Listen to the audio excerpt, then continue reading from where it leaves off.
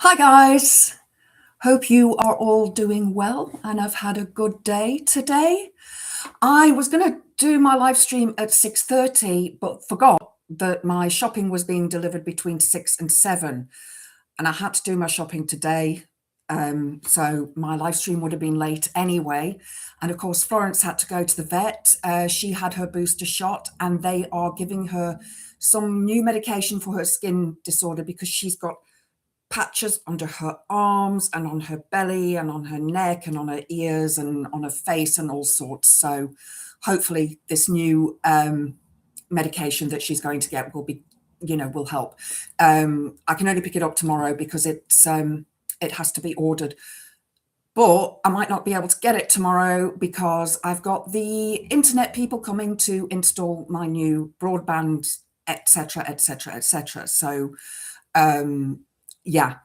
So I won't be doing a live stream tomorrow, but I am probably going to do a live stream on Thursday. There is a subject that I want to talk about that is not related to what I normally talk about. It is interesting. So yeah, it's quite political. So I think some of you will really enjoy it. It's something that has come across my sorry guys, it's something that's come across my feeds over the last few days. So I think it's going to be really interesting to take a look at that. So there'll be no live stream tomorrow, but I will be streaming on Wednesday for Witchy Wednesday, and I will be talking about the Celtic goddesses and gods and the history of the Celts within the UK, and that is our basic main sort of pagan focus here in the United Kingdom.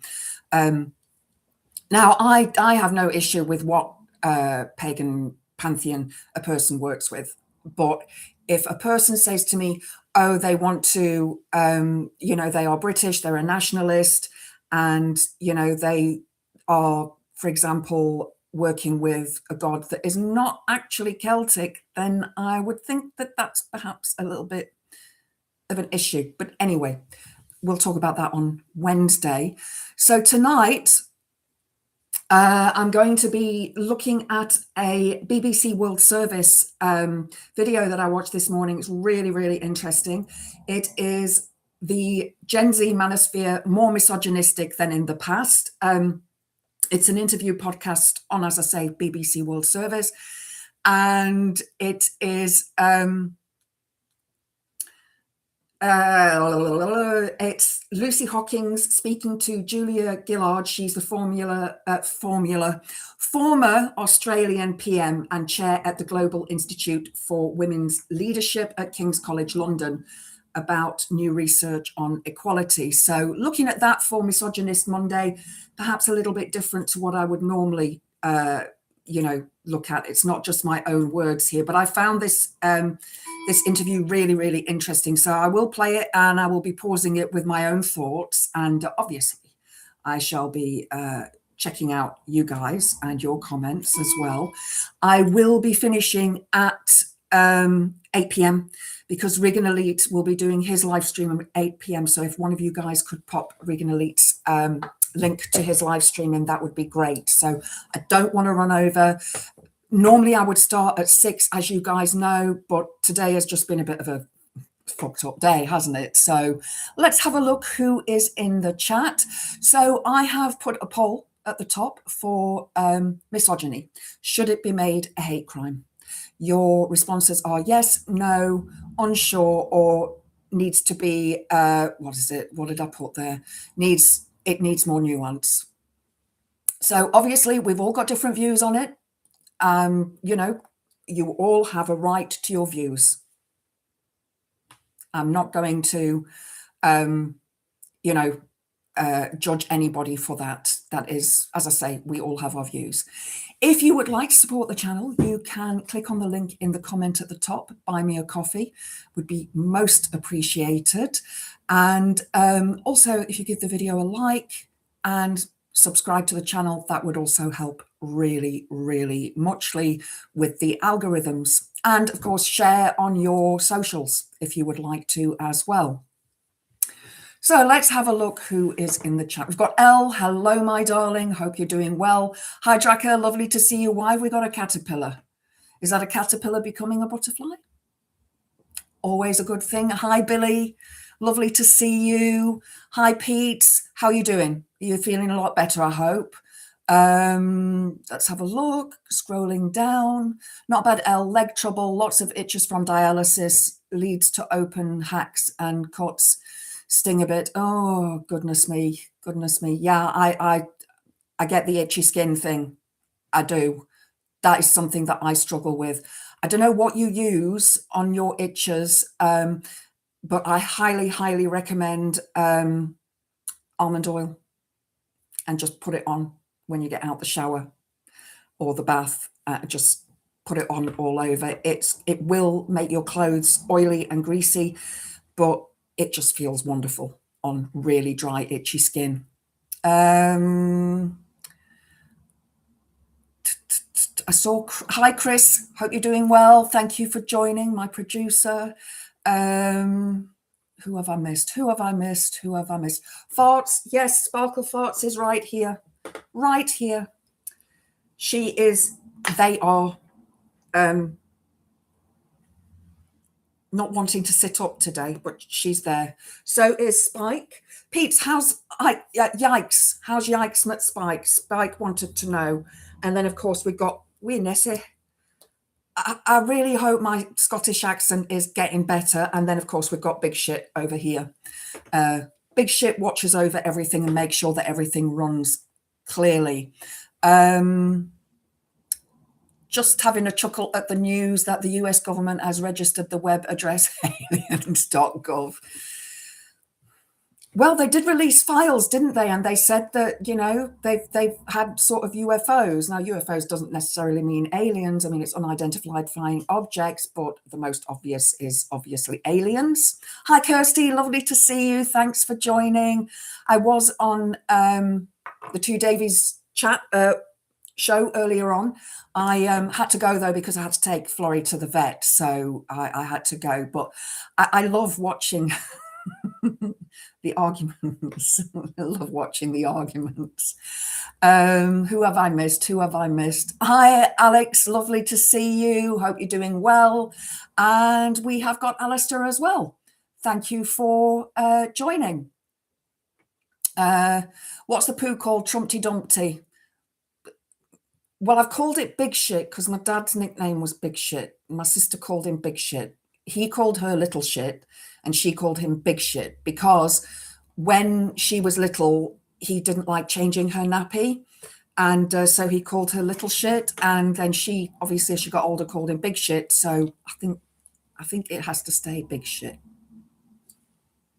So, yeah. Hi, Indy. Lovely to see you. Glad you joined. Well, I'm kind of shocked after reading the local news, an old childhood friend from Scouts in the paper, and not for good things. Oh, goodness me. Yeah, people do strange things, and don't they? And we would never suspect them. We would never suspect them. Oh, she was only visiting Scotland. She lives in South Africa. Oh, wonderful. So you had a visitor. You had a visitor. Lovely. So if you would like to join the chat,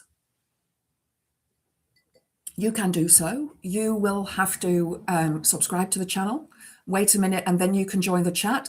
Please, please, please be kind and courteous in the chat. We have a lovely group of people there, and I've got some brilliant mods who won't take shit, basically. So if you want to address me directly with a question, at the Witchy Goth me, and it will highlight on my feed so I can see who has a question. And that includes anybody new to the channel as well. So yes, my pronouns are they, them, she, it. I am the shit. My friend's little sister with developmental delay got really mad one day. We always called her little shit with love. She said, no, okay, sorry, kid. She said, no, I am big.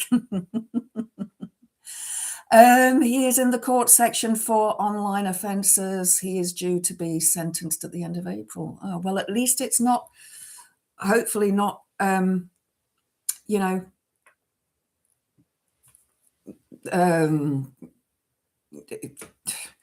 my God, trying to think of the words without them getting, you know, thingied by YouTube, not intercoursal. Yeah. So let's start with this video. As I said, I know you guys can't see it. It is just an interview. So it's just two women talking to each other. So there's not really a lot to look at. So you get to look at me while listening to this. I am going to stop it at various points with my own comments. If you guys do have questions, oh God. Okay, Chris, I've just seen that now.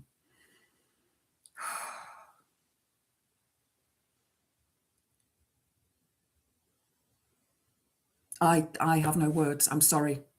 I have no words. I have no words. Yeah, maybe if you see him in the street, you know, a brick could fall on him from a great height or something. Hi, Sir Larry. Lovely to see you. Thanks for joining. Always great to have you. If you could, one of you could pop a link to Sir Larry's YouTube, that would be great. And of course, don't forget Reagan Elites as well at 8 p.m. Right, here we go with this interview. That more for women always means less for men, that this is a zero-sum game, whereas actually the research clearly shows, my own life experiences show, that when we rise together. A gender equal world would be a better world for men too. That is. This is just the coming up section. See Sam at the Witchy Goth. Sorry, I'm not sure what that is in relation to. I am on live chat, so unless there's something that came along that I didn't see. Alistair will be lurking but listening. Oh, thank you, Alistair. It's lovely to have you listening in. It's not just see Sam. Oh, right. Okay. Yeah.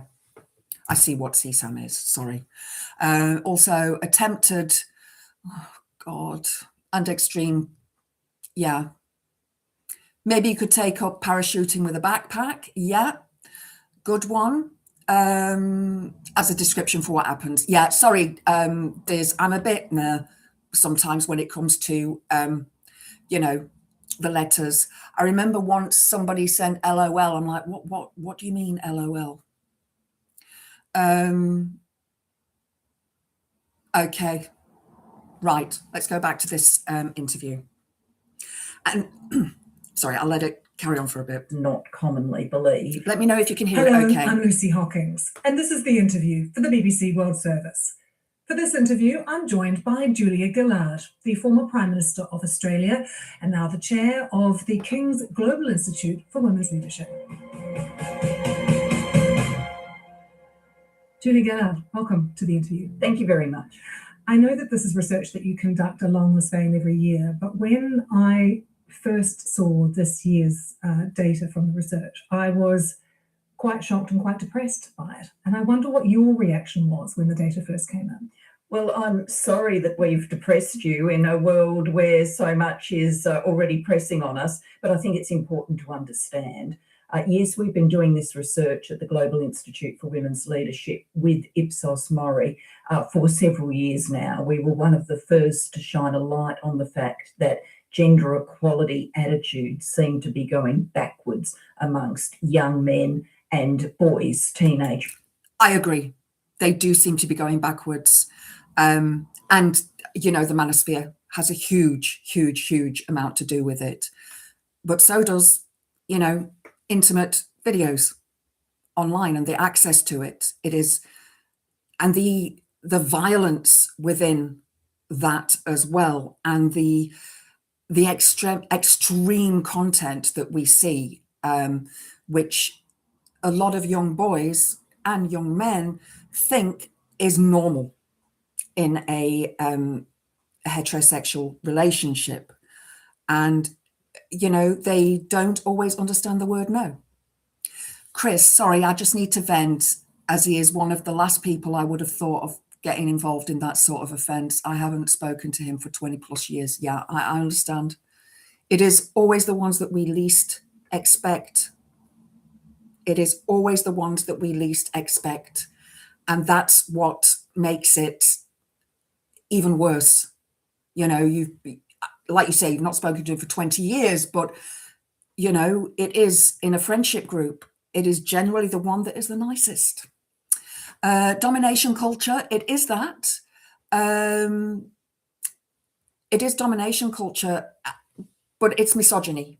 It is men wanting to, you know, in my opinion, it's men wanting to make women slaves, wanting to go back to the 1950s. And that is actually addressed in this interview.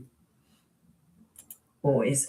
And year after year, we've tried to dig further and further into that. In the time period, more and more people have come to recognise that there's a difference now between how young people are seeing the world, particularly young men, and older generations.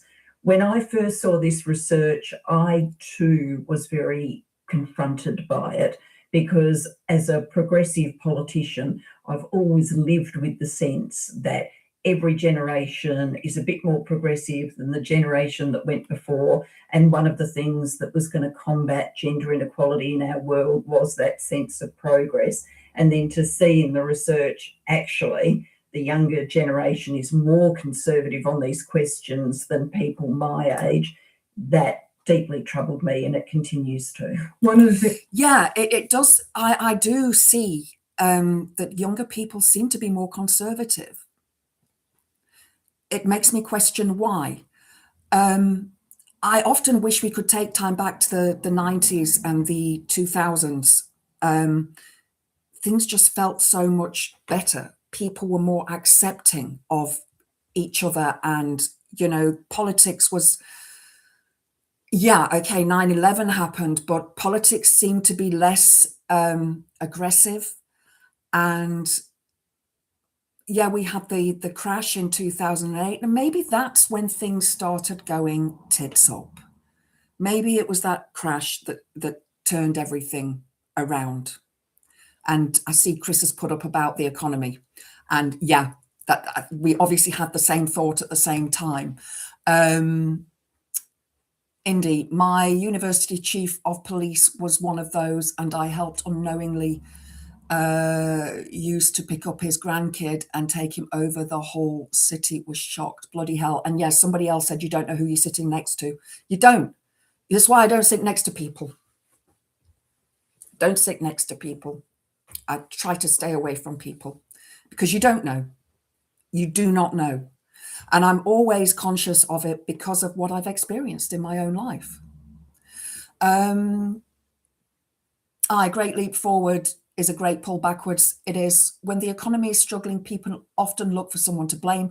Many young men today feel a sense of economic insecurity, rising housing costs, stagnant wages, and job instability. Absolutely. And they do have a massive, massive effect on us. But that's also on women as well. And I think that there's a big part of men who feel that they have been done bad to. And I think that stems from male privilege, where, you know, men are perhaps, and I'm not all men, please guys, not all men, and you are welcome to debate this with me. But I do think that a lot of men blame women and the fact that we are now working, and we are now more, a lot of us are more interested in a career than we are in settling down and having children. I'm actually going to be uploading a video later on. It is about the termination law from last week. I've done a huge amount of investigation into it, so it's quite a long video, but there's a lot of information in it that relates to the laws and what's going on. So have a watch of that, because a lot of it as well resonates with this and what I'm talking about. A lot of men will also say that they think feminism has gone too far. How has it gone too far? You know, I'd love to have a conversation with a man who thinks it's gone too far, and why they think it's gone too far, why they think that they are being persecuted. Because in my opinion, and in feminist opinion, we are not yet equal. And definitely not worldwide. Hi, Tommy Lee Cadden, lovely to see you. Thanks for joining. Hi, Mithril, thank you for joining. Lovely to see you. Sorry, I'm just going back up the comments. Influencers and some politicians tell men that their lack of success is because women are taking their spots, or that feminism has gone too far. Yeah, just what I said. Yeah, we are on unagi. Unagi. Do you remember that from Friends? It was Ross and not Rachel, Ross and Monica's thing. Yeah, they do say that feminism has gone too far, and I think it's because, you know, men didn't have the what's the word I'm looking for? They didn't have the competition from women. Women didn't generally do that kind of work because women weren't allowed to go to university. Women were told to take jobs in sales, as secretaries. I mean, when I was at school, I studied typing and accountancy and business economics to become a secretary. That was it. I did secretarial work for a month. That was it.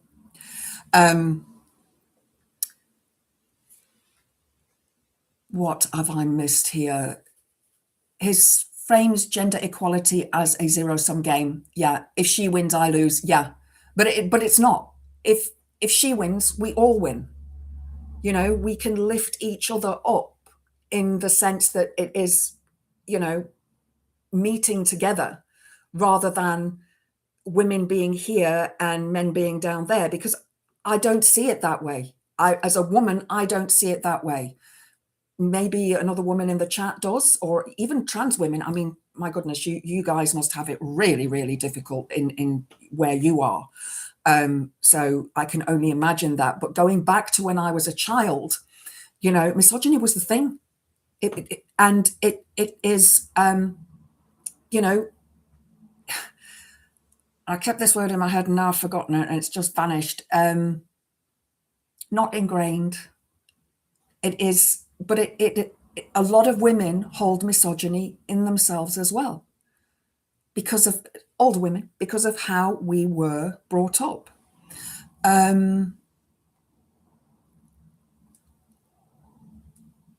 Sorry, I am checking to see if I've missed anybody in the chat.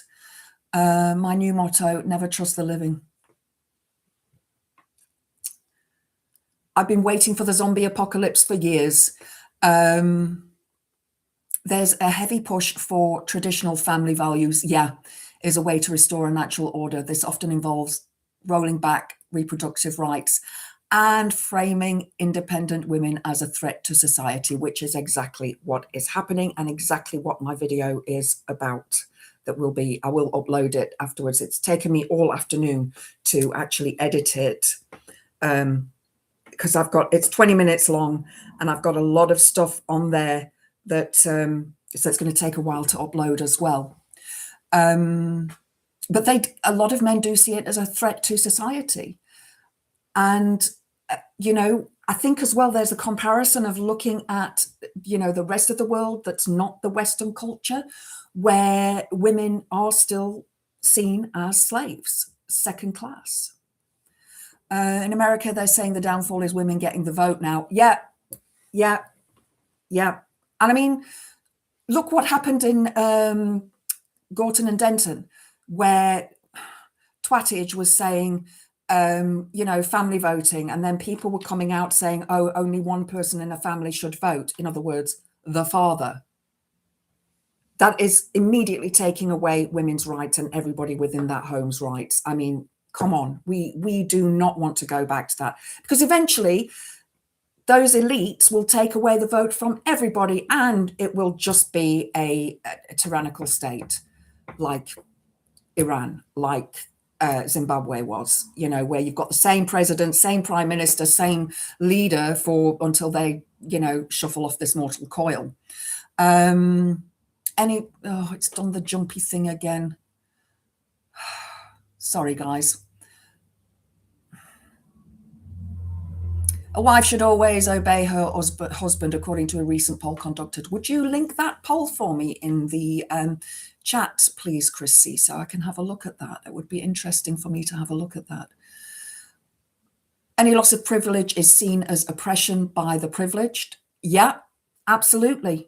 Absolutely. And male privilege is a thing. And white male privilege is very prevalent. And, you know, I'm not trying to separate, you know, races here or skin color, because men in general have more privilege than women, but white male privilege is up there at the top.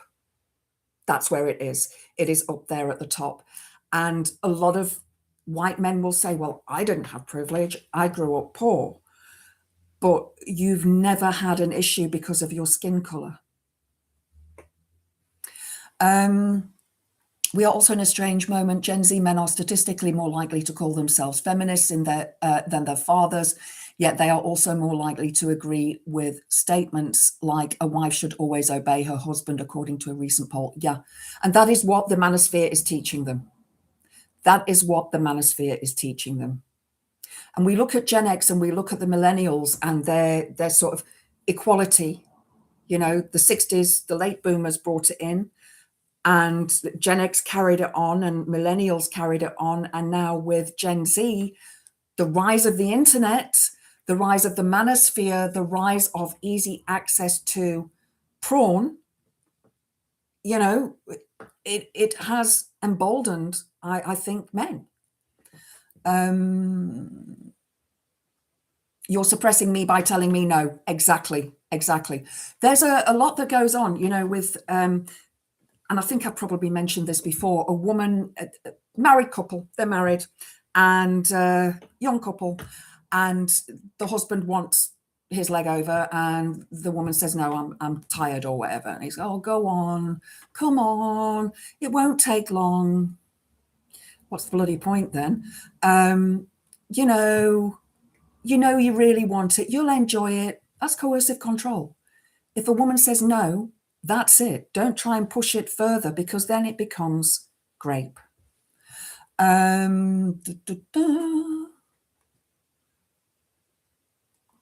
It's very easy for men to blame women. We tend to carry more guilt than men for some. We do. And that is internalized misogyny. That's the word I was looking for, internalized. It is something that has been passed down to us from grandmothers, mothers, daughters, and, you know, great grandmothers and so on, that women should shoulder the burden of the family. And again, it comes down to misogyny. Having equal rights can never, where's it gone now? Sorry, there we go, can never go too far. I agree, it can't. But a lot of men that I talk to seem to think that equal rights means women want to be better than men. And then men say, well, if you want equal rights, then you need to work on oil rigs, or as a fireman, or, you know, a firewoman, or as a, you know, fight on the front line. Women weren't allowed to do those jobs. They were prevented from doing those jobs. So hence the reason there are not many women at present in those fields, although there does seem to be a rise in figures. A rising tide lifts all the boats. Absolutely. Mithril, I didn't understand myself until my late 40s. And there wasn't a lot of support for people my age with my problems. I'm not resentful, just accepting and hoping it won't be the same for younger folks. Yeah, that's it. I mean, I've been fighting against misogyny my entire life. It's not something that's recent. It has been going on my entire life. And now I'm at the point where it's like, I don't need a man in my life. You know, I don't want to deal with the upset. If I find somebody who understands and is a feminist, then maybe I'll consider it. But right now, I don't have time. I think I say that a lot. I don't have time. But there is some good news. Governments and schools like Safer Scotland campaign are teaching boys that their social media feeds are not reality. These programs also explain how they are. Excellent. I'm stuck as a zombie. I'd stuck as a zombie. I'm veg. Bless you, Mel. Now, me personally, I don't think feminism has gone too far, but some people who call themselves feminist aren't doing the rest of us feminists any favors with some comments, videos they make. Absolutely. I agree. And I think that comes in with the toxic feminists, the feminists like J.K. Twatling, and the women who want to, you know, who are anti-trans, and, you know, that isn't a feminist. That isn't a feminist. A feminist lifts all women and men, not just women, but men, and of course, trans women, because trans women are women.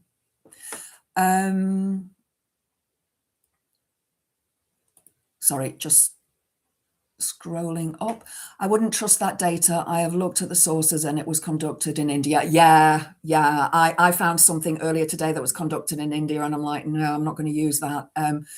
India, Turkey, Thailand, Indonesia, Singapore, Canada, Ireland, and Malaysia, and the US. Yeah, I think you'd need to get like something from WHO that looks at all different countries and continents. I know, Mel. I looked at the graphs and smelt BS as it put baby boomers in the lowest percentile of thinking a wife should stay at home. Yeah, JK scowling. I call her JK twatling because I just, you know, I'm not monetized yet. When I do get monetized, I won't be able to say these things anymore. So I'm just making the most of it while I can. Rowling is no feminist, not by a bloody long shot. No, she isn't. She definitely isn't. Hi, Pagan. Lovely to see you. Thank you for joining. Thank you for joining. Really lovely to see you. I am finishing at 8 p.m, guys, because Reagan Elite is going live at 8 p.m. So please pop over. It's the watch along show, I think, isn't it? And he did mention something this morning about he's going to talk about Chuck Norris. JK growling. Yes, them, but I was also referring to the ones that you sometimes see pop up on those podcasts and make comments like, all men are predators, or it's okay to cheat men. Yeah. We know that not all men are predators, but we don't know which ones. That's the problem. And we need those that aren't on our side to stick up for us when they see that kind of thing happening, whether we're there or not. And yeah, cheating, not on at all. I've never cheated. I never will.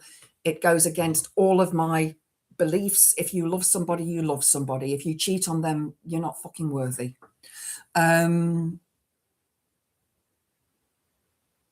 Muppet Master is in the house.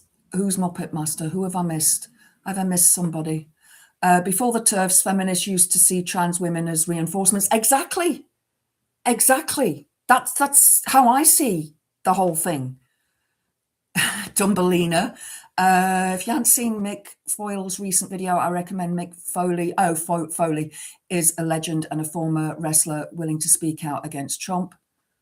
Oh, you're a Muppet Master. Okay, right. Let's go back to the video because we haven't got long left. So, right. The headline findings that a lot of people will pick up on is that 1/3 of young men interviewed believe that a wife should always obey her husband, and fuck that. 1/3 also said a husband should have the final word on important decisions. And fuck that too. Why? Why should that be the case? Why should the man be the final decision maker? I had a similar issue when I moved here. My partner at the time, he was a bit ooey-ahry and didn't want to leave where we were, but the rent at the other place was in my name. And there were issues and the landlord was not being fair. And so I said, we need to leave. It was that simple. It's because I call our dog Petra a Muppet. Okay, so that's the Muppet Master. Right, been meaning to watch that. He seems to be only wrestler. Okay. Fuck all of that. Absolutely, Diz. Absolutely. This is really different from their parents' generation. Why do you think we've seen such a generational shift? Why is there that disconnect? I wish we had all of the answers. At the Global Institute for Women's Leadership, where we would love to do a very deep evaluative project into the attitude formation of young men. We're working at the moment on intuition. But I think the intuition would lead you to a few conclusions. One, of course, there is the manosphere and increasingly a cultural zeitgeist that masculinity is about physical fitness, it's about the ability to project force, it's about dismissive attitudes, even misogynistic attitudes towards women. Early access to pornography, I think, is probably part of the mix. I think too that the generation of young men, Gen Z to use the terminology, would be the generation that were in school when a lot of programs were coming through for the girls, and people like me were creating those programs, Girls and Leadership, Girls and Science and all the rest of it. But maybe they looked at that and thought, why are they getting all of these things and we're missing out? So they felt left behind. See, that's another thing that I've noticed. You know, we have International Women's Day. There is International Men's Day as well, 11th of November. No, not the 11th of November. Is it the 9th of November or the 15th? I know it's in November. Can't remember the exact date. But, you know, when we celebrate International Women's Day, I've seen on my Facebook feed, you know, men saying, oh, there's no International Men's Day. Why don't we have one? Why don't you organise one? Why do you leave it up to the women to organise it for you? And this is something that happens, you know, in families generally. I'm not saying it happens in all families, but generally speaking, a mother, two kids, boy and girl. So the mother makes the lunches, she prepares the meals. She knows when, you know, shopping, whether it's online or going to the shop, she knows she's planned out the meals for the week, so she knows what she needs to buy. She plans out when the kids need to go to the doctors or the dentist, or they need new clothes, what books they need for school, what after school classes they go to, have they done their homework, and so on and so on. And it's very, very rare, I'm not saying again all, but it is very, very rare that the father will do any of that. So there's a lot of work that a woman does that men are not aware of. And yeah, if a man wants a video on how to succeed, you know, there were loads of books back in the 90s. Flipping can't remember the names now. The Art of War was one, and there was How to Be a Millionaire kind of thing and stuff, you know, I can't remember the blooming names now, but they were all of these books available. So there are TED Talks out there. Women have taken an initiative and taken it one step further, but men can do the same. Instead, men decided, not all men, to take it out on women, like the Tates of the world, like the Jordan Petersons. Now, Jordan Peterson started off okay, you know, make your bed, go to gym, eat healthy, and then he became twisted. So yeah, there are certain things in the manosphere that you can take and say, yeah, that's a good thing. Going to gym is a good thing. Having some form of exercise is a good thing. Eating healthily is a good thing. But treating a woman like a piece of shit is not a good thing. They felt left behind. I think the change that there has been in understandings about sexual consent, the Me Too movement, the shining a spotlight on issues of consent for some young men, I think that probably has also made them more tentative and anxious about relations with women. So I think all of that is in the mix. It's quite complicated. And then it is difficult to do the transition for any young person from teenage years to young adulthood. That's always been true. But the statistics tell us it is particularly true for young men today. It can be very hard to make that transition. And of the young people who are not in training, not in work, it is disproportionately young men now. You've raised it. That is true. It is disproportionately young men. And I think, you know, a lot of it is that a lot of families, it's single parenting. The mother generally gets custody of the children, not always, but generally.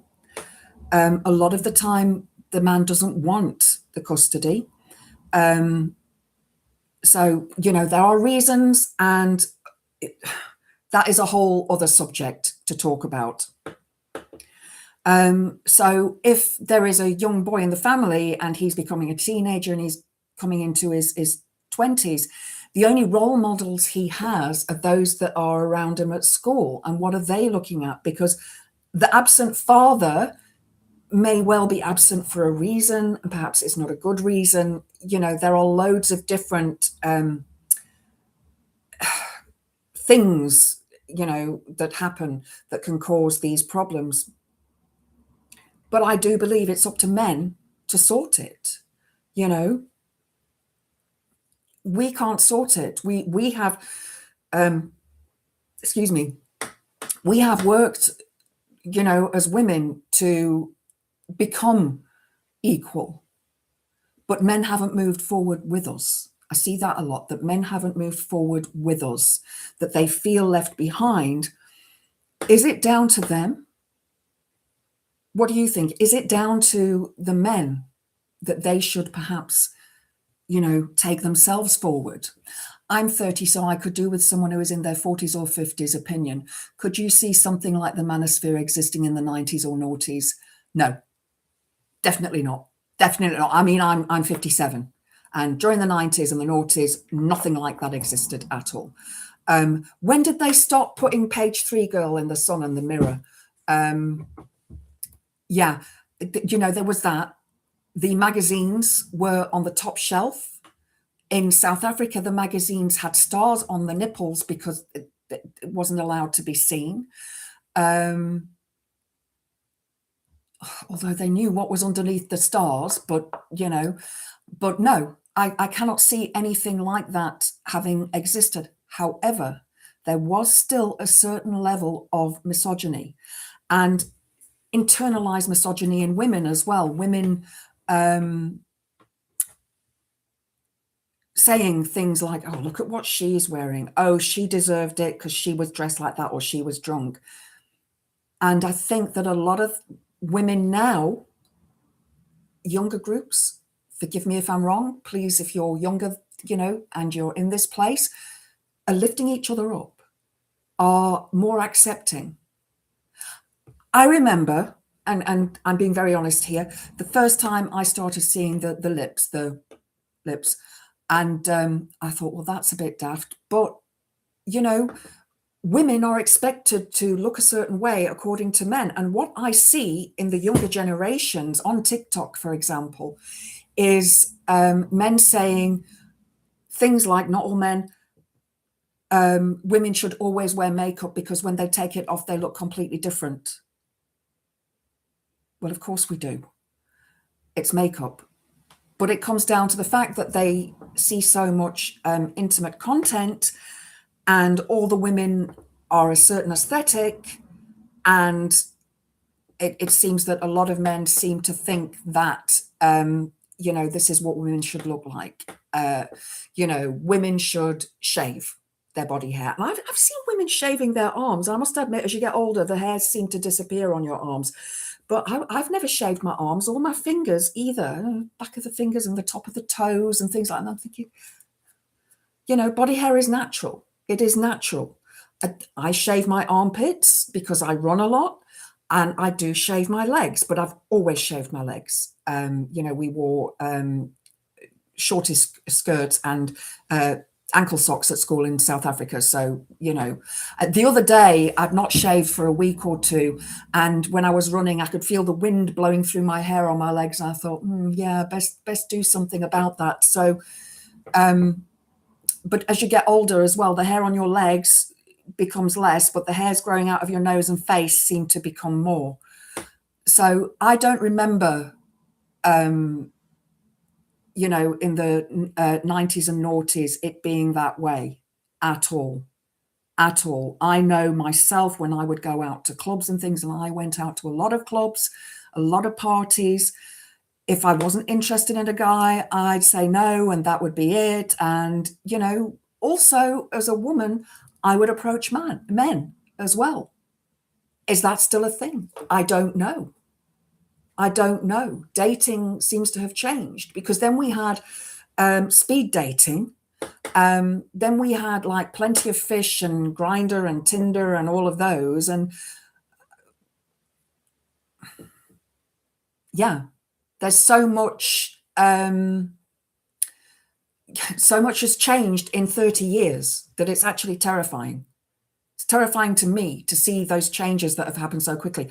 I know my mum, you know, she was born in 1937, and the things that she's seen in her lifetime, I mean, they didn't have a TV. They had a copper bath in front of the fireplace. You know, it was an old range that they had, you know, with the bread oven and stuff, outside loo. So she's seen things change from that to now.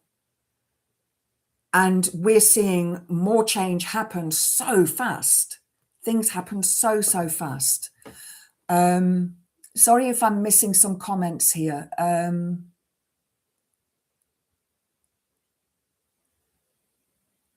When a poll asks, do you feel that men are being discriminated against? Many say yes, not because they hate women, but because they feel the system is failing them and they are looking for a reason why. Yeah, I understand that. I understand that. What does that come down to? What does that come down to? Why are they looking for that reason why? What is the underlying thought process there that they feel the system is failing them? Used to have topless photos of 16 and 17-year-olds. Yeah, until the law changed in 2003 to make it an offence. Yeah, definitely. I'm ignoring the Iran comments. Sorry, I'm skipping over that. I don't want to talk about it. I'm angry enough. You do get some younger that are a bit arseholey. Can't speak for all guys, but I do occasionally get the occasional woman make the first move.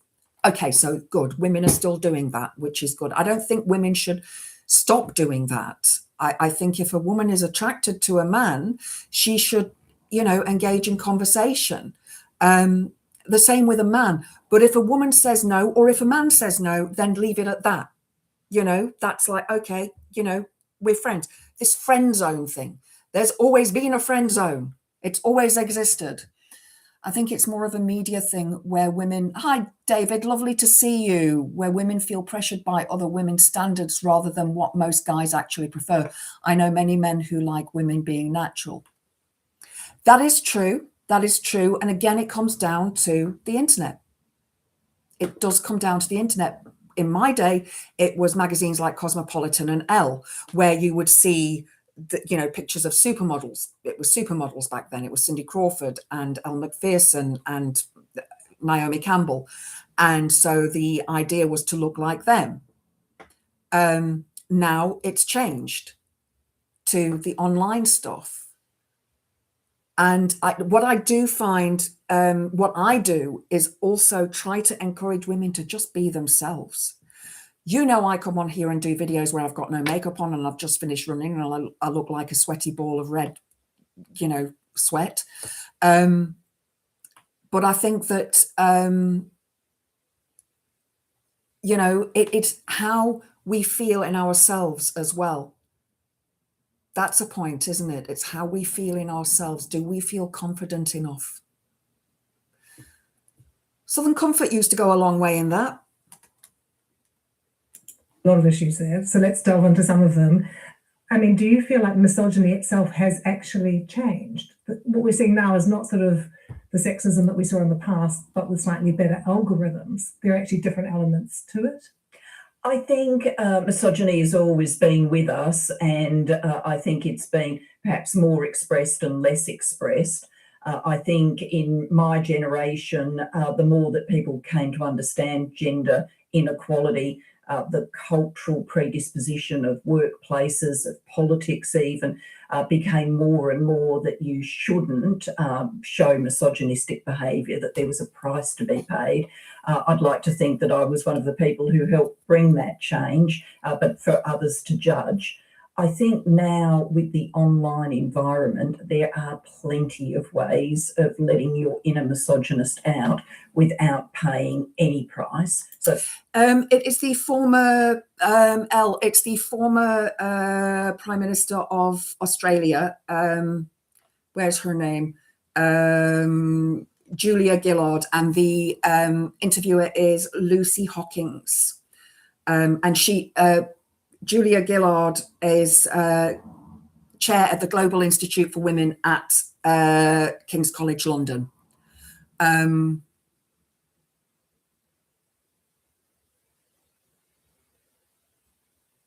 Yeah, I think that it should be, I think that the schools should teach boys and girls.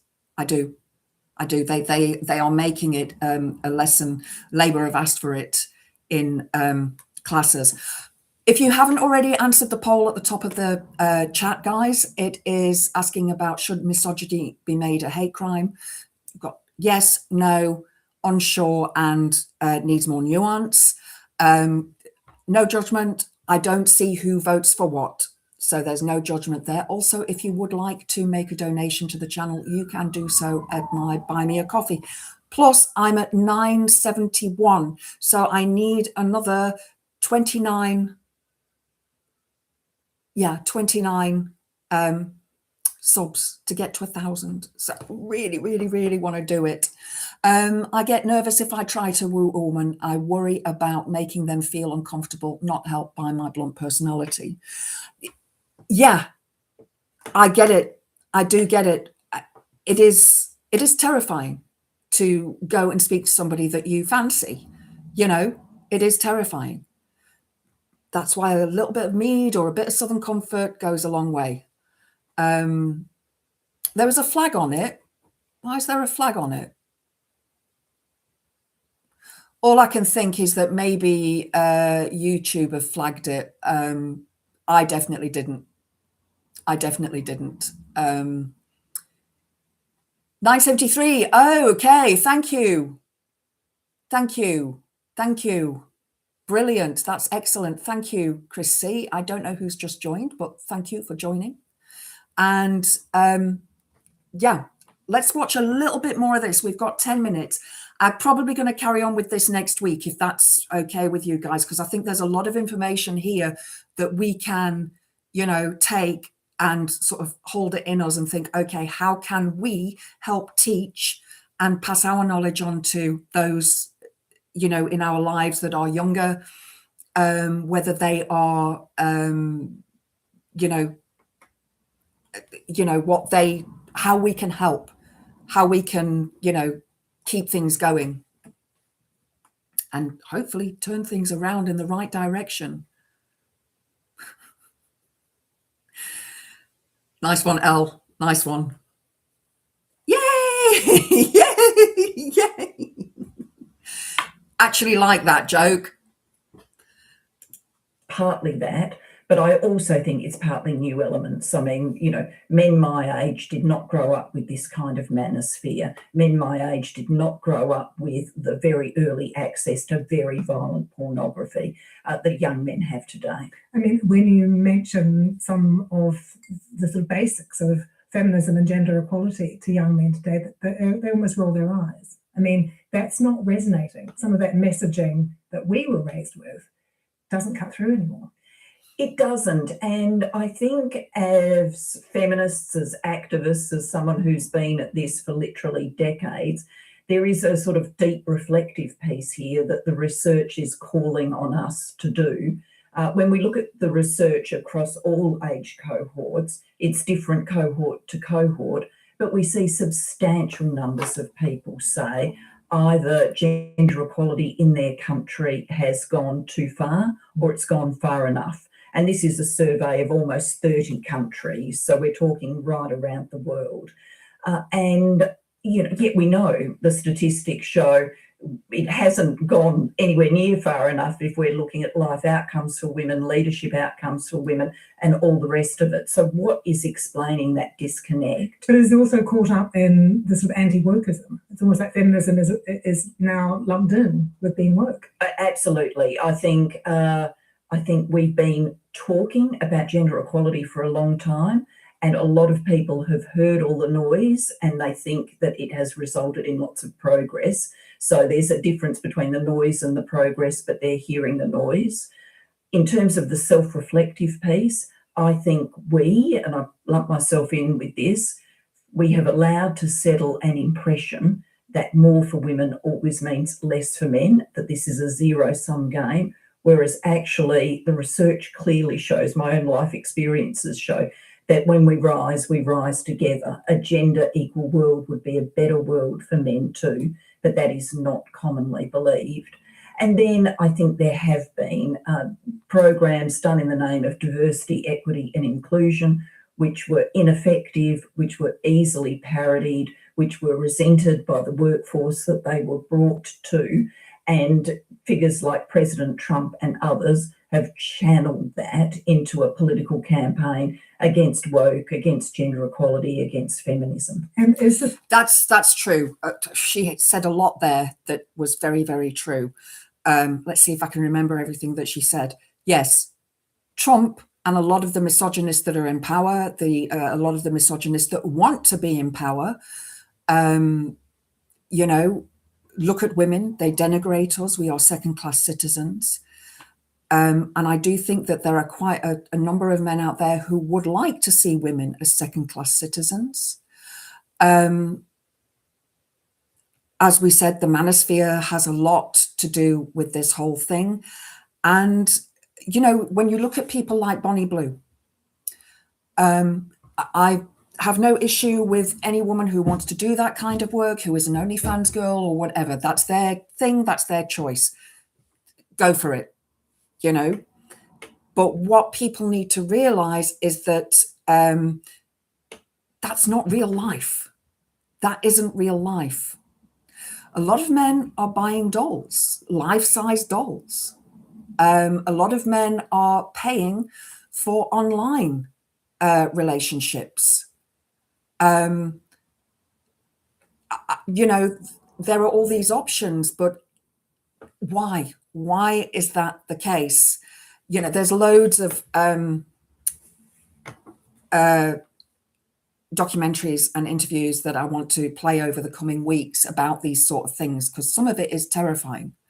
Some of it is really, really terrifying. I mean, what makes a man have a relationship with a doll? One guy has got like 20 dolls, you know, life-size dolls, and one specific one for this and one specific one for that. And, you know,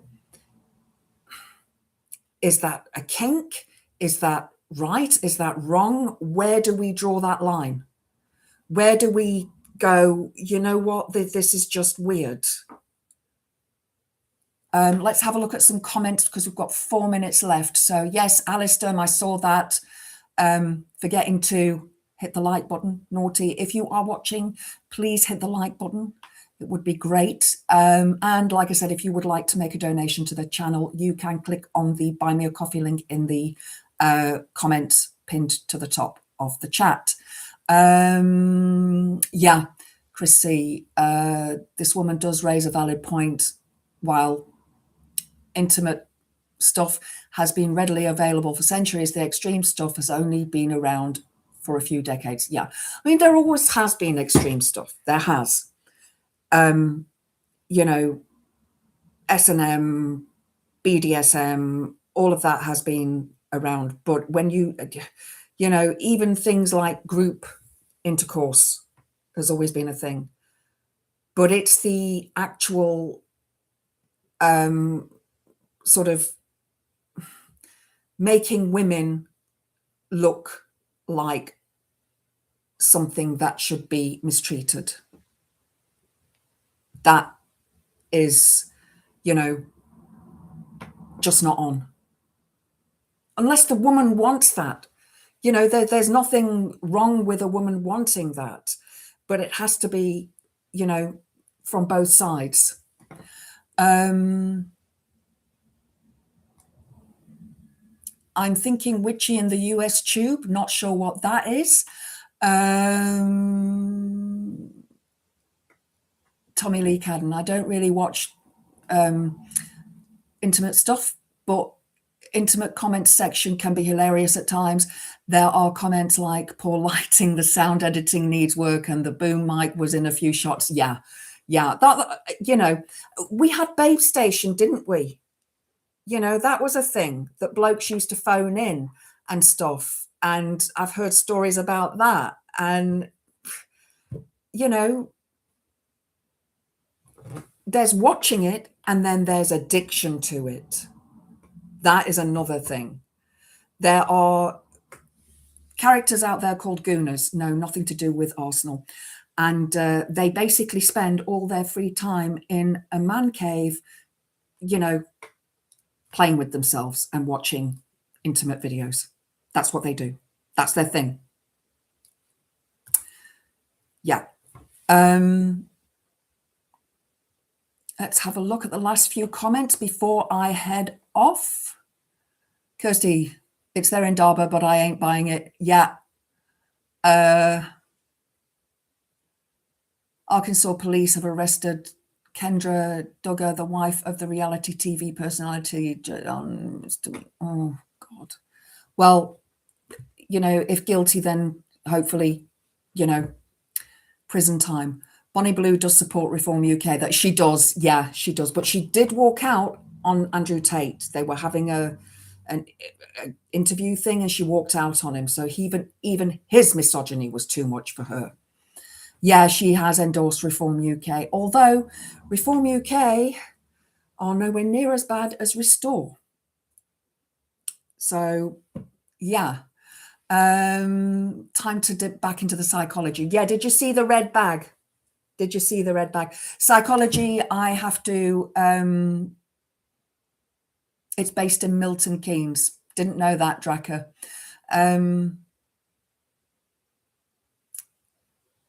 Is it still a thing? I wouldn't know because I don't have normal telly. As long as I don't show up naked, I am good. Guys, head over to Reagan Elite. He is going live now. Hi, Saz. Didn't know you were there. Thank you so much for joining. Thank you to the mods. Thank you for everybody in the chat. Thank you for everything. Oh, quick poll response. We have 71% say yes, it should be made a hate crime. 5% say no. 14% say unsure. And 10% say it needs more nuance. So thank you for finishing the poll. Talk a lot with American women. You get the ad revenue and the education. I don't know. I'd have to think about that, Billy. So yeah, head over to Reagan Elite, guys. Tell him I send my love because I've got to sort my shopping out now because it's still sitting on the side and I need to pack it away. Have a wonderful, wonderful evening. I will see you on Wednesday evening. Blessed be, guys. Mwah.